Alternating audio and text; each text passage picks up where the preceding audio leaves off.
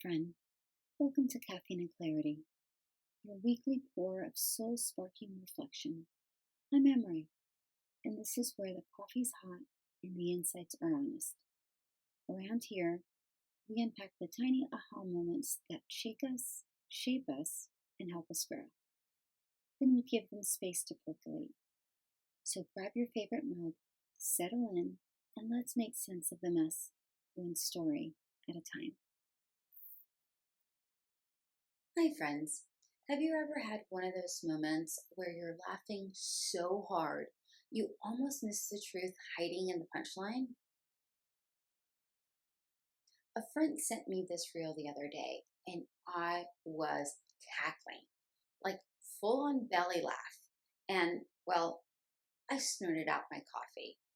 It may or may not have burned my nostrils, and I may have not smelled anything for a good portion of the morning, but no regrets. So back to the reel.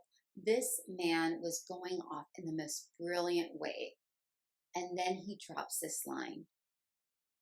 Some people aren't silently suffering. Some are loudly insufferable. Not everybody's trauma is an excuse. Sometimes it's just a Tuesday. I replayed it twice. Okay, maybe 3 times. Because, yeah, it was hilarious. But also, it hit a nerve. We've been so conditioned, especially as women, to automatically give people the benefit of the doubt, to soften, to excuse, to smile and say, maybe they're going through something. And yeah, sometimes they are.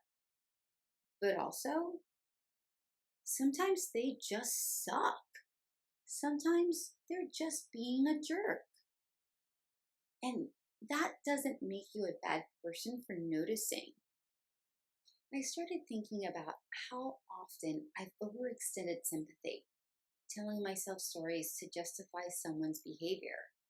Because, well, I just didn't want to seem harsh or unkind or too much.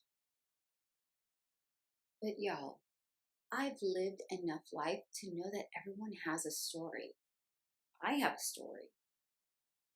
Divorce, hormonal chaos, anxiety that didn't ask permission before it kicked down the door. I know what it's like to be in it, to not show up as my best self. But even then, I didn't want to be excused. I wanted to be seen with boundaries. So I asked myself, how would I want someone to handle me if I was spiraling into a Tasmanian devil of emotional rudeness?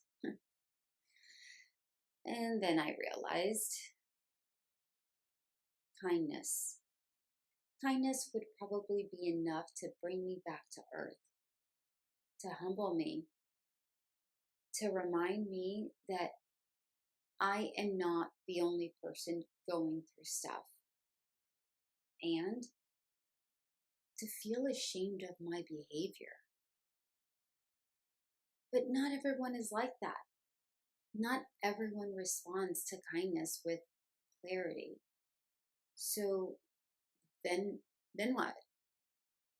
What do you do with people who treat others like emotional punching bags on the regular?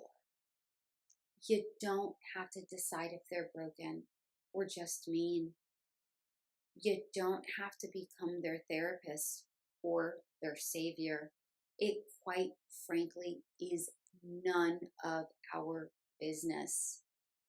You can just walk away, hold your peace, or say, not today, Satan. Okay, just kidding. Do not say that. Or do, but in your head. Here's your sip of clarity today. Yes, be kind. Yes, hold space. Because Although you may never know what someone's going through, it's not your job to fix it. You don't have to carry what was never yours. You're allowed to protect your peace and still lead with grace. Or maybe they just suck. Both can be true. Thanks for sipping this one with me.